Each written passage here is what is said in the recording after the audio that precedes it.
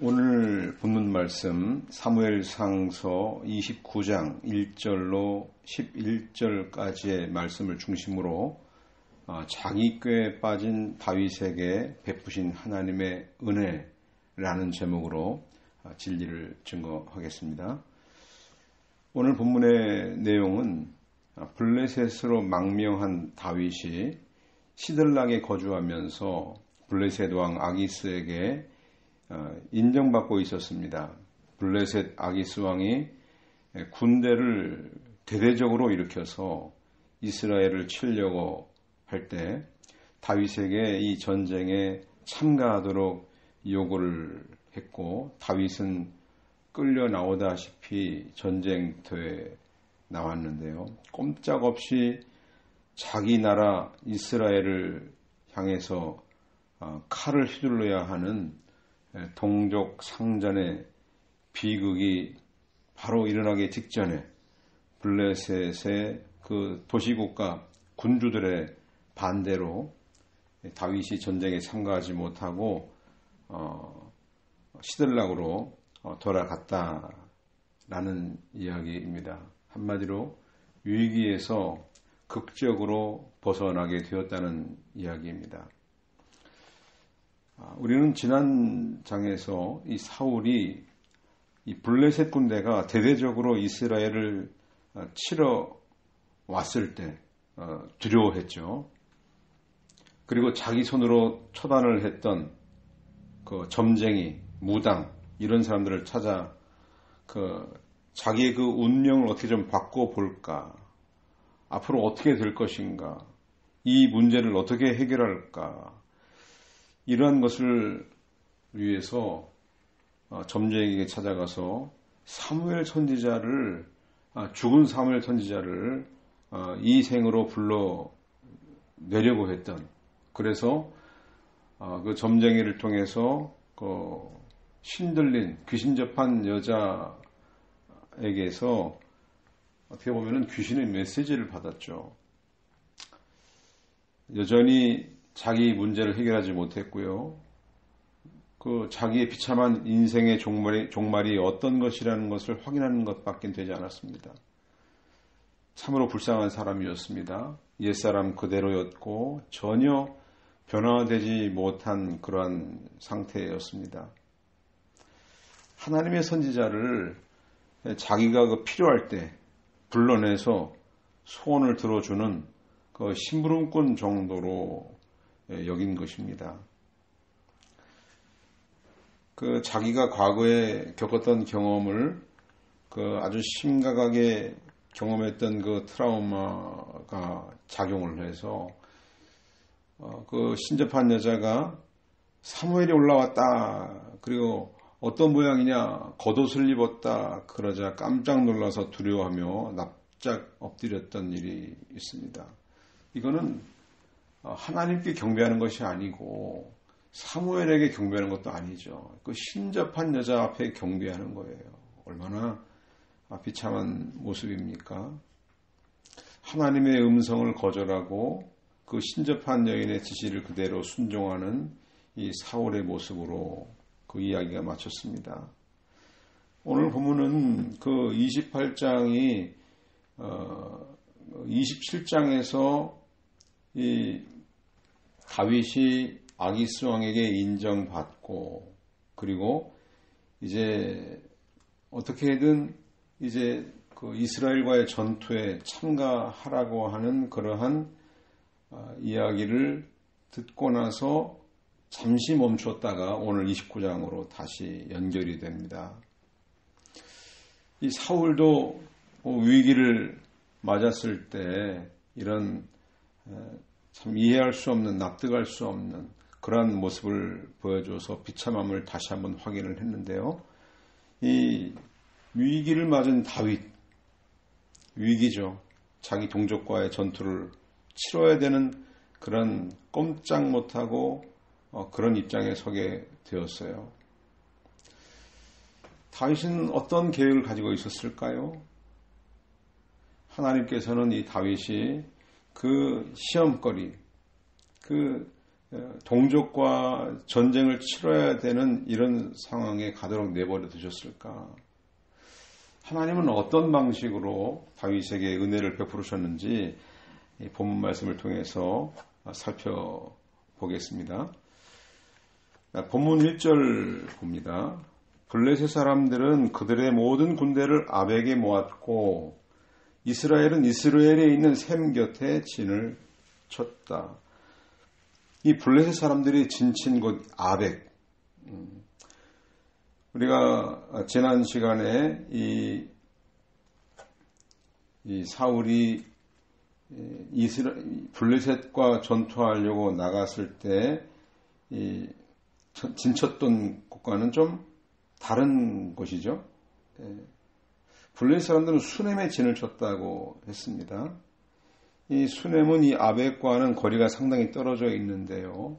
이 아벡이라는 뜻은 힘, 견고하다, 어떤 요새를 의미하는 말입니다. 자연적인 요새가 형성되어 있어서 수많은 군대가 쳐들어와도 견딜 수 있는 그런 지역적으로 요새화되어 있는 곳이다 하는 것이죠. 이 블레셋은 바로 그 아벡을 이 이스라엘과 전쟁을 벌이는 전초 기지로 여겨 삼았습니다. 여기는 가나안 족속이 거주하던 곳이었고요. 여호수아에 의해서 정복되었던 성읍이에요. 여호수아 12장 18절에 보면 나오는데 엘리 제사장과 그 두 아들 홈니와 비나하스 시대에 블레셋이 사무엘상서 4장 1절에 보면 이스라엘을 공격하는 거점으로 삼았어요. 그래서 거기서 이스라엘 사람 4,000명을 죽이고요. 언약궤를 빼앗았던 또 빼앗겼던 그런 이스라엘 입장에서는 굉장히 뼈에 사무치는 그런 장소였습니다. 그러니까 이 블레셋이 당시에 얼마나 큰 세력을 가지게 되었는가, 얼만큼 성장했는가, 얼마나 위협적인 존재였는가 하는 것들을 보여주는 것입니다. 자, 아벡에 집결한 이 블레셋 군대가 여기에서 이제 수넴 지역으로 이동을 이제 하게 되는데 이스라엘은 이스라엘에 있는 셈 곁에 진을 쳤다 했어요. 이스라엘이라는 그 의미는 하나님이 파종하셨다, 하나님이 씨를 심으셨다, 씨를 뿌리셨다 이런 뜻입니다. 물이 풍부하고 이 가나안 그 중부 지역의 아주 곡창지대라고 합니다. 그러니 전략상으로 매우 중요한 곳이죠. 이곳을 결코 빼앗길 수가 없는 곳이에요. 그 요한계시록의 16장에 보면 아마겟돈이 나오는데 바로 이 이스라엘이 있는 바로 그 지역, 무기또라는 곳인데요. 바로 이 지역에서 수많은 전쟁이 벌어졌습니다. 열왕기에서에 보면 나오죠. 이 하나님과 사탄이 마지막으로 결전을 치르게 될 곳이라고 예언이 된 곳인데요. 바로 이 역사적인 현장에서 블레셋과 이스라엘이 한치의 물러섬도 없는 아주 맹렬한 그런 중대한 전투가 벌어질 것을 암시합니다. 그러니까 어느 한쪽이 죽어야 끝나는 싸움이에요. 지금 이 블레셋은 원래 이스라엘을 저렇게 마음대로 농락할 수 있는 대전쟁을 벌일 수 있는 그런 형편은 아니었는데 지금 이스라엘이 말이 아니죠. 사울은 정적 제거하는데 온 마음을 기울이고 어떻게 하면 정권을 유지할까 여기에 최고의 관심을 가지고 있어요. 그러다 보니까 국방이 약해졌습니다. 군대가 제대로 이렇게 예비가 되지 않았어요. 그래서 이 29장에 이 블레셋 사람들은 모든 군대를 아벡에 모았음에도 불구하고 이스라엘 사람들이야, 그냥 이스라엘 사람들. 이 이스라엘 사람들은 그냥 거기에 진을 치고 있는 것 뿐이에요. 군대라고 말하기도 참 어려운 지경이 되었습니다. 참으로 이스라엘 편에서 볼 때는 아주 위급한 상황이고요. 이거는 싸우나 마나 이스라엘이 패할 수밖에 없는 그러한 모습을 보여주는 거예요. 이제까지는 다윗이 있었기 때문에 이 블레셋이 감히 이스라엘을 칠 수가 없는 상황이었죠. 그런데 다윗이 지금 블레셋에 와 있잖아요. 블레셋에 망명을 했잖아요. 그러니 이제는 블레셋을 상대해서 싸울 용사가 이스라엘에 없다고 판단하니 이 블레셋 입장에서는 한번 해볼 만한 싸움이죠. 2절 블레셋 군주들이 수백 혹은 수천 명씩 거느리고 나아갔으며 다윗과 그의 부하들이 아기스와 함께 뒤따라 나아가니. 자, 블레셋 군주들 그랬죠. 군주들. 이 군주는 지배자다, 통치자다 하는 뜻인데요. 블레셋은 하나의 왕이 다스리는 그 나라가 아니고요. 주요 도시 국가들의 연합체입니다. 우리가 사사기에서도 우리가 잘 익숙히 아는 지명들이 있습니다. 사무엘상 6장 16절로 17절에 잘 나오는데요. 5 군주들이 그것을 보고 그날 에그론으로 돌아갔다. 블레셋 사람들이 여호와께 속건 제물로 드린 금종기는 아스돗을 위하여 하나, 가사를 위하여 하나, 아스글론을 위하여 하나, 가드를 위하여 하나, 에그론을 위하여 하나였고, 이렇게 기록을 하고 있죠. 그러니까 블레셋은 중요한 도시 에그론, 아스돗, 그리고 아스글론, 그리고 가드, 에그론. 자, 여기에 가사. 에그론, 아스돗, 가사, 아스글론, 가드. 그리고 에그론, 이 5군데의 도시가 블레셋을 형성하고 있는 주요 도시입니다. 이 도시들은 블레셋의 그 군주들이 맡고 있었습니다. 그러니까 아기스는 이 5개 도시를 총괄 지휘하는 그런 입장이 있었지만은 이 군주들이 감히 왕권에 도전하기도 그렇지만은 서로 견제하는 그런 형태의 정치 형태를 가지고 있는 것이죠. 이 군주들이 수백 명, 수천 명씩 거느리고 나아가고 막 역동적인 모습을 보여주는 반면에 이 다윗과 그의 부하들 그 뒤를 따라가죠. 600명이 따라갑니다. 그러니 5개 도시 국가의 이 군대 수만 명, 거의 수십만이 될 수 있는데 그런 수많은 군대에 비해서 다윗의 군대는 600명이면 얼마나 작습니까? 그 아기스의 뒤를 따라가는데요. 심정이 어땠을까요? 다윗은 그 가드 출신 골리앗을 상대로 싸울 때에도 이 하나님의 이름을 모독하는 저 블레셋 군대를 향해서 여호와의 이름을 가지고 나갔지 않습니까? 아주 그때 담대했었죠. 근데 지금은 아기스 왕에게 보호를 받고 있는 입장이고요. 어쩔 수 없이 전투에 참가할 수밖에 없는 그런 상황이 되었어요. 동족을 향해서 싸울 마음이 사실은 없는데 그렇다고 안 나갈 수도 없고 나갈 수도 없고 진퇴양난이죠. 자, 이 방백들이 뭐라고 얘기했습니까? 3절에 보니까요. 블레셋 장군들이 말하기를 이 히브리 사람들은 무엇을 하려는 것입니까? 라고 하므로 아기스가 블레셋 장군들에게 말하기를 이 다윗은 이스라엘 왕 사울의 신하가 아니냐? 여러 날 여러 해 나와 함께 있었지만 그가 내게 도피해 온 날부터 오늘까지 아무 허물도 그에게서 찾지 못했다 하였다. 도대체 이 히브리 사람들은 뭘 하려고 하는 겁니까? 이 히브리 사람이라는 명칭, 조롱하는 말투죠. 그러한 용어예요. 저 히브리 놈들을 도대체 뭐에 쓰려고 여기 데려왔습니까? 하는 거예요. 우리 서양 사람들이 동양인을 보고 멸시할 때 하는 말이 있죠. 황인종에 대해서. 또 우리도 아프리카 사람들을 이렇게 멸시하는 그런 명칭이 또 있어요. 이런 명칭들을 사용하는 것처럼 이 블레셋 사람들이 히브리 사람들을 조롱하는 식으로 부르는 것이죠. 그러자 아기스 왕이 다윗 편에서 다윗을 변호합니다. 이 3절 하반절에 보니까 이 다윗은 이스라엘 왕 사울의 신하가 아니냐. 여러 해 나와 함께 있었는데 내게 온 날부터 지금까지 아무 허물도 그에게 찾지 못했다. 이 아기스는 이 다윗을 철저히 인정을 해주고 있습니다. 믿을만하다는 것이죠.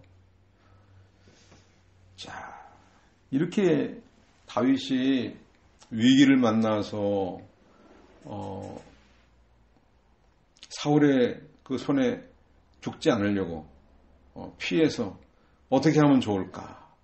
그래서 우리가 27장 1절에 마음속으로 그랬다고 그랬죠? 내가 언젠가는 사울의 손에 멸망할 것이니 정령 블레셋 땅으로 도피하는 것 외에 다른 좋은 방법이 없다. 그 방법이 아무리 생각해도 좋은 방법이에요. 그래서 그것 때문에 이제 그걸 피해 보려고 피신을 해온 것이죠. 이거는 인간적으로 보면은요, 아주 굉장히 좋은 선택이에요. 블레셋의 그 군사력을 이용해서 사울의 군사력을 방어하는 것이죠. 감히 사울이 여기까지 올 일은 없는 것이죠. 자, 이 다윗에게 가지고 있던 하나의 중요한 원칙, 그거는 나는 하나님의 기름 부음 받은 왕을 상대로 싸울 그런 마음도 없고 의지도 없다. 내 손으로 해치는 일은 절대로 하지 않겠다라는 원칙을 갖고 있었기 때문에 이 사울을 피하고 싶었던 것이죠. 사울은 이스라엘을 위해서 싸울 의욕이나 국민의 생명과 안녕을 위해서 헌신하는 생각이 추구도 없는 사람이에요. 그래서 이미 폐위된 왕이에요. 하지만 하나님의 기름 부어 세운 그 이스라엘 왕과 대치하는 거, 나도 불편하지만 나를 따르는 사람들이 나 때문에 고통을 받는 것이 싫다.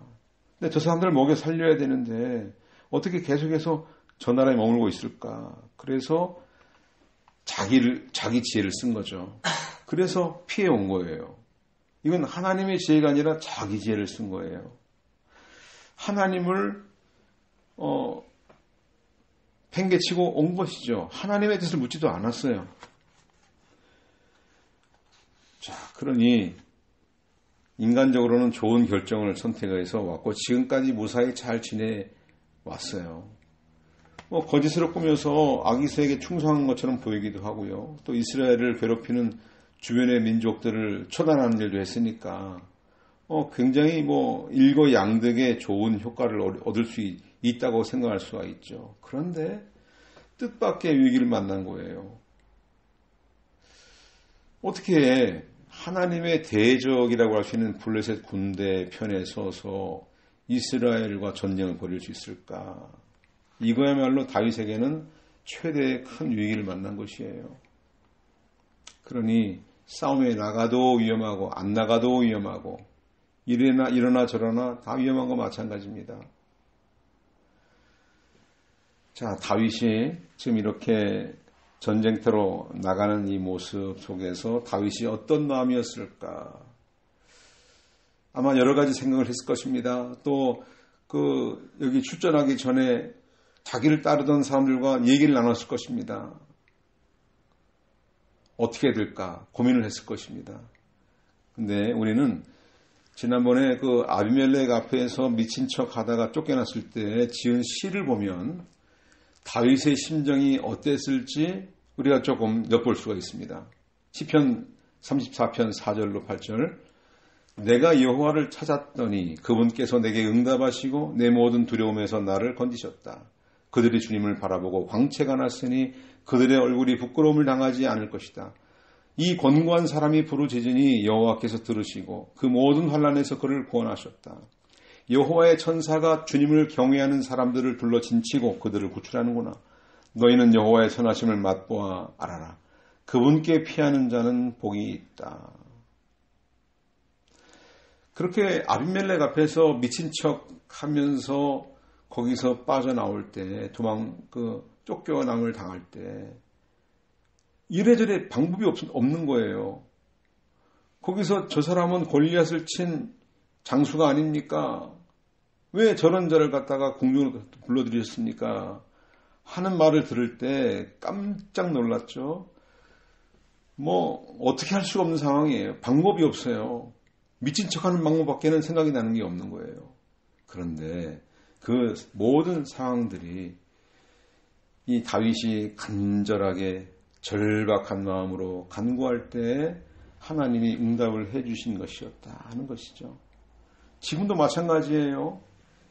자기 동족 이스라엘과 전쟁을 해야 되는 입장에 있는 다윗. 안 나갈 수도 없고 나갈 수도 없잖아요. 안 나가면은 신뢰가 깨지는 것이고, 또 거기서 블레셋의 공격을 받아 죽을 수도 있고, 나가면은 동족과 싸워야 되는데 어떻게 이스라엘의 기름 부음 받은 사람이 하나님의 백성들을 칠 수 있겠습니까? 이거는 할 수가 없는 것이죠. 그러니 어떻게 해야겠어요? 여호와를 찾고 탈 수밖에 없어요. 주님만 바라볼 수밖에 없어요. 이 부끄러움 당하지 않도록 하나님께 부르짖을 수밖에 없는 겁니다. 이 어려움에서 구원해 주십시오. 여기에 다윗을 따라가는 백성들은 어땠을까요? 이 다윗은 백성들에게 언지를 주었을 가능성이 커요. 우리 하나님만 바라봅시다. 하나님께서 이 사태를 해결하실 분은 하나님밖에 없습니다. 다윗을 따라가면서 여러 번 하나님께서 역사하시는 것을 경험한 그러한 백성들이 따라가면서도 불안해했다고 생각되지는 않아요.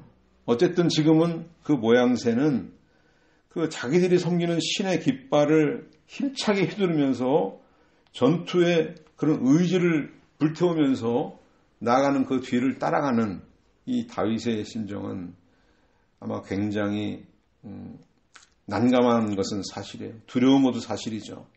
하나님께 면목이 없죠. 이렇게 하나님이 인도해 주셨는데 결국 외국 나라에 와서 피신을 하려고 하는 내 모습이 얼마나 처량하게 보였을까요?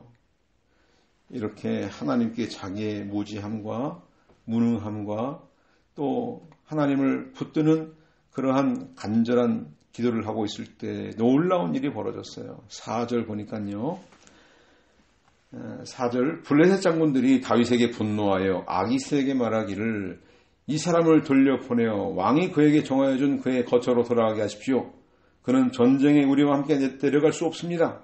그가 전쟁에서 우리의 대적이 될지도 모릅니다. 그가 무엇으로 자기 주인을 기쁘게 하겠습니까? 이 사람들의 머리로 하지 않겠습니까? 거기 따라 나왔던 블레셋의 그 장군들 그리고 또 지도자들, 군주들 이구동성으로 말을 해요. 저 사람은 우리의 적이 아닙니까? 저 사람은 절대로 우리와 함께 전쟁 나가지 못합니다. 아니 갑자기 돌아서서 우리를 공격하면 어떻게 합니까? 여기에 무엇으로 자기 주인을 기쁘게 하겠습니까? 이 사람들의 머리로 하지 않겠습니까? 과거에도 그런 일이 있었죠. 결혼하고 싶어서 이 다윗이 블레셋 사람 양피 200개를 갖다 바친 일이 있어요. 그랬으니 두려운 거죠. 갑자기 저 다윗이 돌아서서 우리의 목을 다 베가지고 자기 주인 사울을 위해서 다시 돌아가지 않겠느냐. 그럴 가능성이 있다. 그러니까 저 사람은 데려가지 말아야 된다. 그런데 여기에다가 다윗의 그 머리를 그 충격을 주는 그런 노래를 한마디를 합니다. 5절 보니까요. 사람들이 춤추면서 사울이 죽인 자는 천천히고 다윗은 만만이구나 라고 칭송했던 자가 이 다윗이 아닙니까? 하였다. 정확한 팩트를 가지고 공격을 하니 이 지금 과거에 그랬죠. 이 노래가 얼마나 유명했는지 사람이 춤까지 만들었어요. 사람들이 춤을 추면서 노래하는 거 아시지 않습니까? 사울이 죽인 자는 천천히고 다윗은 만만이구나 라고 했던 이런 노래의 주인공이 바로 다윗이 아닙니까? 그러니 다윗은 이 블레셋에 엄청난 피해를 입힌 사람이기 때문에 절대 다시 그런 피해를 우리가 받지 않아야 됩니다. 그럴 가능성이 있는 사람들을 왜 전쟁터에 데리고 나갑니까? 우리는 전쟁 안 나가면 안 나갔지 저 다윗은 데려갈 수 없습니다. 아주 강력하게 거부를 하는 거예요. 자, 아기스 이 도시국가 이 두목들이 반대하니까 한마디 제대로 항변하지도 못해요. 그리고 바로 다윗에게 말을 합니다. 6절에 보니까요. 아기스가 다윗을 불러 말하였다. 여호와의 살아계심을 두고 맹세한다. 참으로 너는 올바른 사람이며 내가 내게 온 날부터 오늘까지 내게서 악을 발견하지 못했으므로 내가 나와 함께 진영 가운데 출입하는 것이 내게는 좋으나 군주들이 너를 좋아하지 않으니 그러므로 이제 너는 평안히 가서 블레셋 군주들의 눈에 거슬리게 행동하지 마라. 자, 나는 가도 좋다고 생각하는데 전쟁터에 함께 나가도 좋다고 생각하는데 이 장관들이 반대하네. 그러니 너 시글락으로 빨리 돌아가는 게 좋겠다. 이렇게 얘기하는 거예요. 놀라운 전환이 일어나는 사건이죠. 상황이 바뀌었습니다. 어떻게 하면 이 전쟁에서 빠져볼까? 이 전쟁을 내가 어떻게 좀 벗어날 수 있는 방법이 없을까? 이 생각, 저 생각 했을 거예요. 그런데 뜻밖의 블레셋의 그 방백들, 군주들이 여기는 방백이라고 번역이 안 되어 있죠. 군주들이라고 번역이 되어 있습니다. 블레셋 군주들, 장군들이 나서가지고 반대하는 거예요. 그래서 꼼짝 못하고 전쟁에 참가하지 않아도 되는 상황. 이제는 돌아갈 수밖에 없는 그런 상황이 딱 된 거예요. 이럴 때 만약 다윗이 아이고 왕이요 그렇지 않아도요 제가 좀 찜찜했어요. 잘 됐네요. 이렇게 말을 해보세요. 그러면은 아기스 왕이 뭐라고 하겠습니까? 너 나한테 거짓말 쳤었구나 이제까지 할 거 아니에요. 의심도 받을 것이고 블레셋 땅으로 온전한 생명을 유지하고 갈 수 없었을 것입니다. 어떻게 보면 인간적인 임기응변 능력이죠. 근데 8절에 보니까요. 이 다윗의 마음의 상태가 어떤지를 살짝 보여주는데요. 다윗이 아기스에게 말하기를 제가 무엇을 했으며 제가 왕 앞에서 오늘까지 있는 동안에 왕께서 왕의 종에게서 무엇을 발견하셨기에 제가 가서 내주 왕의 원수들과 싸우지 못하게 하십니까? 라고 하니 제가 뭘 잘못했습니까 도대체? 뭘 못마땅하길래 왜 저 원수들 이스라엘과 싸우지 못하게 막으십니까? 하고 항변을 합니다. 섭섭한 것처럼 들리겠죠? 근데 여기에 왕의 종, 내주 왕의 원수들, 그러니까 아기스 블레셋, 이스라엘의 적국인 블레셋의 왕, 아기스를 내주, 내 임금이라고 불러요. 하나님의 기름 부음 받은 사람이 어떻게 하나님을 주인으로 여기고 하나님을 왕으로 섬기지 않고 아기스의 비위를 맞춰주는 이런 말을 할 수 있을까요? 물론 적지에서 살기 위해서 연극하는 것이라고 우리가 알지만 자기 동족들과 싸우지 못해서 안달난 사람처럼 원통하고 분통해하는 이런 표현, 이런 비굴한 태도, 이것은 어떻게 보면 계속해서 블레셋 땅에서 안전하게 거주할 수 있을 것이다 라는 이 생각에서 나온 것이죠. 이 다윗의 그 신앙 상태가 얼마나 인간적으로 기울어졌는가. 그가 하는 모든 생각은 인간적인 지혜이고 세상적인 지혜이고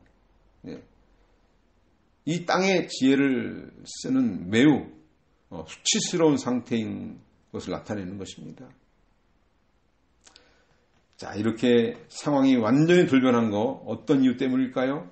다윗이 열심히 기도했기 때문일까요? 물론 마음에 그런 이제는 저는 포기하겠습니다. 하나님께 맡기겠습니다. 했을 수 있어요. 그것 때문일 수 있어요. 아마 통절한 어떤 반성과 회개를 했을지도 모르겠어요. 그런데 그것보다 더 중요한 것은요. 하나님이 그를 기름 부어 세운 종이기 때문이라는 사실이에요.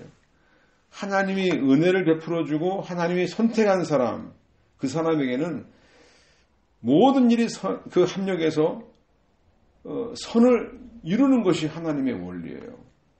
그 사람이 의로운 행동을 했다든가 그 사람이 많은 사람에게 좋은 선한 행실을 보였기 때문에 그렇다든가 하는 것이 아니고 하나님의 주권이에요.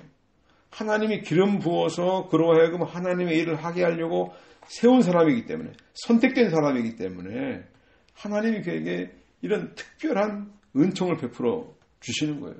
그의 사명과 목적은 하나님의 영광을 돌리는 사람이기 때문에 그가 이스라엘 백성들을 돌봐야 될 사람이기 때문에 이런 상황을 변화시키는 것이죠. 자, 에베소서 1장 11절에 보니까요. 모든 것을 자신의 뜻대로 행하시는 그분의 의도대로 우리가 예정되어 그분 안에서 유업이 되었으니 이는 그리스도 안에서 먼저 소망을 가진 우리가 그분의 영광의 찬미가 되게 하려는 것이다. 하나님의 영광이 되게 하려고 하는 하나님의 계획 가운데 주권적으로 일하시는 것이에요. 그것 때문에 왕의 마음을 돌리는 것이죠. 잠언 16장 9절에 보면 사람이 마음으로 자기 길을 계획하나 그의 걸음을 인도하시는 이는 여호와이시다. 그랬어요. 아무리 사람이 계획을 완벽하게 꾸민다 할지라도 결국 그 걸음을 하나님이 인도하시기 때문에 하나님의 뜻대로 우리가 살 수밖에 없는 거예요. 그렇게 움직일 수밖에 없는 것이죠. 또 다윗에게는 아주 큰 시험거리였어요. 어떻게 이 상황에서 벗어날 수 있을까? 아마 갑자기 돌변해서 우리 여기에 뼈를 물 생각을 하고 블레셋과 싸우다 죽자 할 수도 있어요. 상대가 안 되는 것이죠. 그렇게 했다면. 이런 어려운 상황을 직면했을 때 바울 사도가 우리에게 주신 교훈은 고린도전서 10장 13절 말씀 사람이 감당할 수 없는 시험을 너희가 당한 적이 없으니 하나님께서는 신실하셔서 너희가 감당치 못할 시험을 당하는 것을 허락하지 않으시고 시험 당할 때 또한 피할 길을 내셔서 능히 감당하게 하신다. 그 피할 길 누가 주셨어요? 하나님이 주셨다. 그 감당할 만한 시험이기 때문에 다윗에게 주신 것이다. 어떻게 보면은 다윗이 블레셋까지 넘어온 것은 이 시험을 감당하게 하려고 하나님이 보내는 것을 허락했다고 볼 수가 있어요. 허용됐다고 볼 수가 있어요. 야, 이거 정말 진퇴양난 꼼짝 못하는 상황에서 하나님이 이렇게 나를 건져주시는구나. 나 혼자 헤어나올 수 없는 이 밑이 없는 구덩이같이 보이는 이곳에서 나를 건져주시는구나. 자, 우리는 오늘 본문 말씀에서 몇 가지 살펴봐야 됩니다. 첫째는요, 이 원수의 입술을 통해서 일깨워주셨다는 거예요. 자기 계획, 자기 고민, 자기 실력으로 어떤 이런 어려움에서 헤어나려고 나름 열심히 노력을 했어요.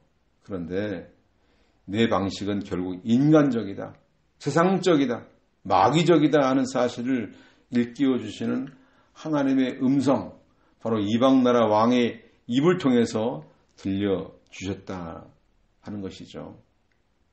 자, 진퇴양난의 곤란한 지경에서 다윗의 길을 번쩍 뛰게 했던 한 줄의 노래, 사울이 죽인 자는 천천히고 다윗이 죽인 자는 만만이다 하는 노래. 이거는 바로 다윗의 신분, 다윗의 정체성, 다윗의 사명, 이것을 확인시켜주는 노래였죠.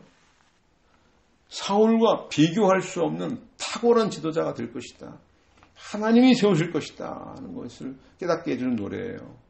한 가정을, 한 공동체를 세울 뿐 아니라 이스라엘 전체를 이끌어갈 지도자라는 것을 다시 한번 일깨워주는 것이죠.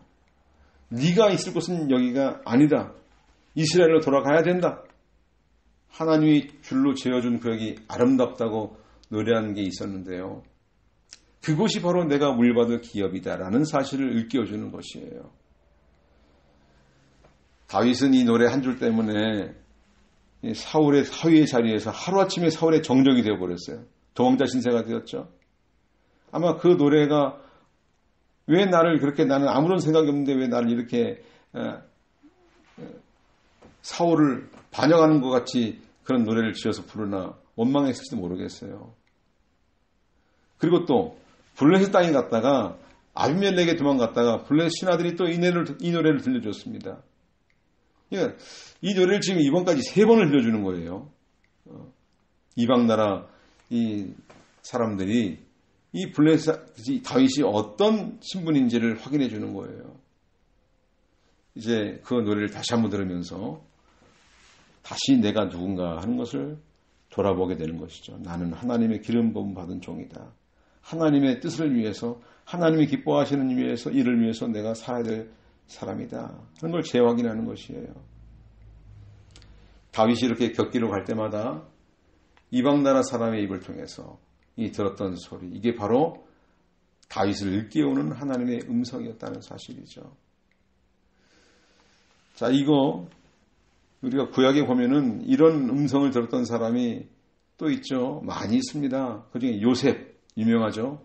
창세기 41장 38절에서 40절, 바로가 그의 신하들에게 말하기를 이 사람처럼 그 안에 하나님의 영이 있는 사람을 우리가 찾을 수 있겠는가 하고, 바로가 요셉에게 말하기를 하나님께서 이 모든 것을 너에게 알게 하셨으니 너처럼 명철하고 지혜로운 사람은 없다. 너는 내 집을 다스릴 것이니 나의 모든 백성이 너의 명령에 따를 것이며 나는 다만 왕좌만 너보다 높을 뿐이다 하였다.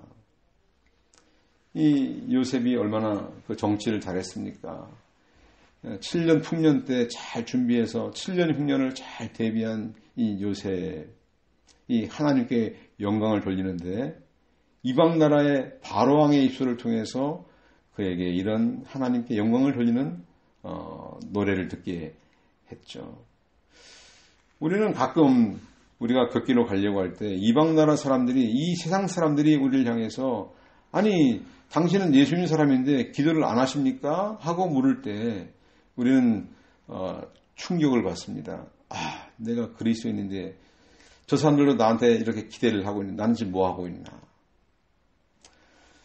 자, 두 번째 이 다윗을 통해서 우리가 받는 교훈, 이 3절에 보면요.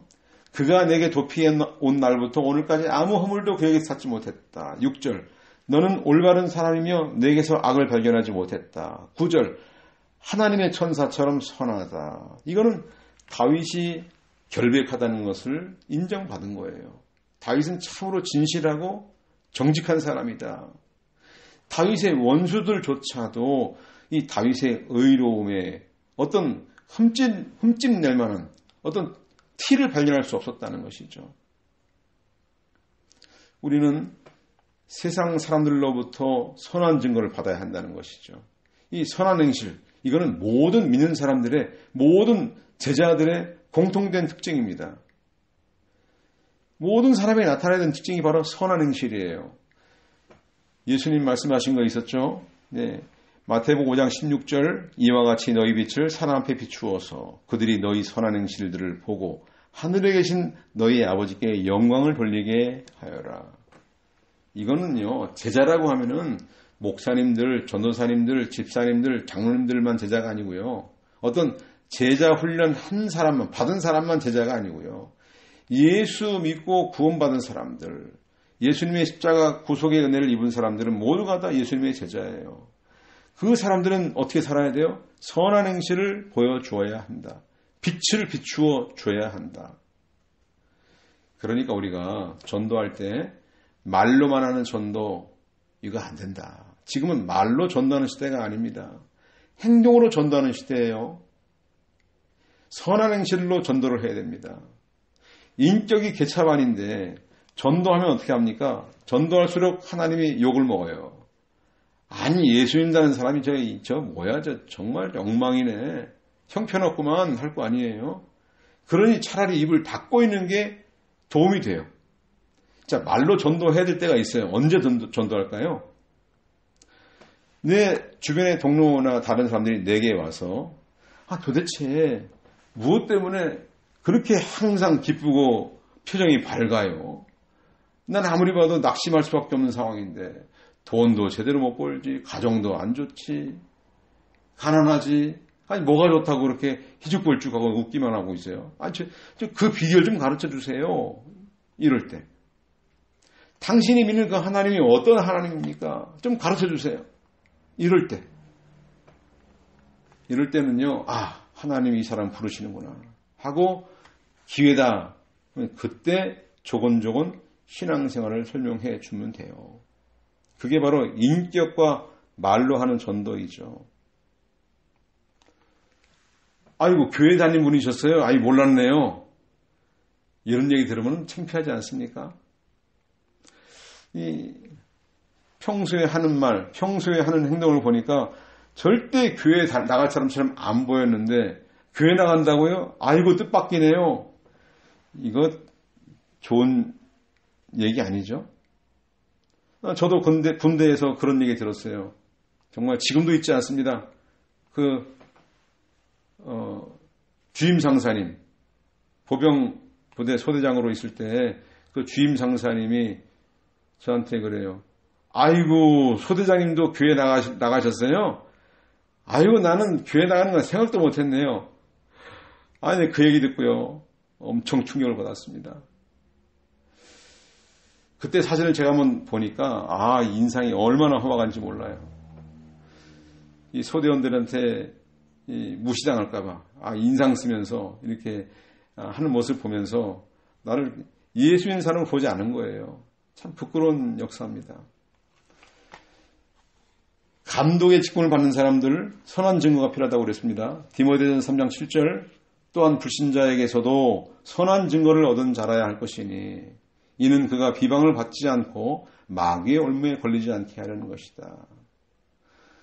집사님들도 선한 증거가 있어야 됩니다. 디모데전서 3장 10절 이런 이들을 먼저 시험하여 보고 그 후에 책망할 것이 없으면 집사의 일을 하게 하여라. 인격적으로 존경할 만한지 한 입으로 두말하는 사람은 아닌지 신실한 사람인지 술 마시기 좋아하는 사람은 아닌지 부당한 이득을 탐내는 사람은 아닌지 깨끗한 양심을 가지고 있는지 믿음의 비밀을 간직한 사람인지 이런 거. 요즘은요, 교회만 다 나가면 집사님 그러잖아요. 집사 자격도 없어요. 근데 집사라고 불러줘요. 안 불러주면 섭섭해하게 생각하니까. 교회가 위기에 빠지고 어려울 때 가장 최선의 앞장서서 교회를 메고 가는 사람들이 바로 집사님들이에요. 집사님은요, 봉사직이에요. 교회를 감시하는 사람들이 집사님들이 아니에요. 어떤 분들은 착각을 하는데요. 집사님들이 모여가지고 교회를 감시해요. 교역자를 일거수일투족 감시를 해요. 이거 하나님이 아주 싫어하시는 행동이에요. 집사님들은 이러시면 안 돼요. 교회에 내가 어떤 감사직분을 받았다 생각하시는 분들이 있는데요. 큰 착각입니다. 집사님들은요, 목숨을 바쳐서 교회를 지키는 사람들이 집사님들이에요.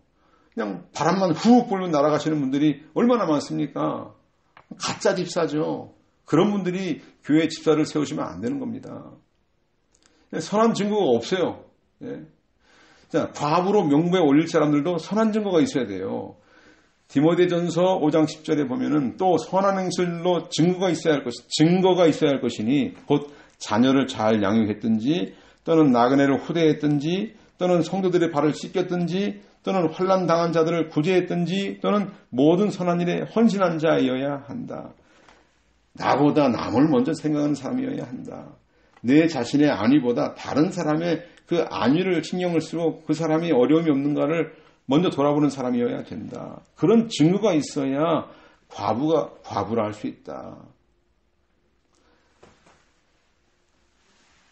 이 다윗 믿지 않은 사람들에게 이렇게 선한 증거를 받은 사람이라는 것을 우리에게 보여주었습니다. 그리고 이 세 번째로는 10절에 뭐라고 했습니까?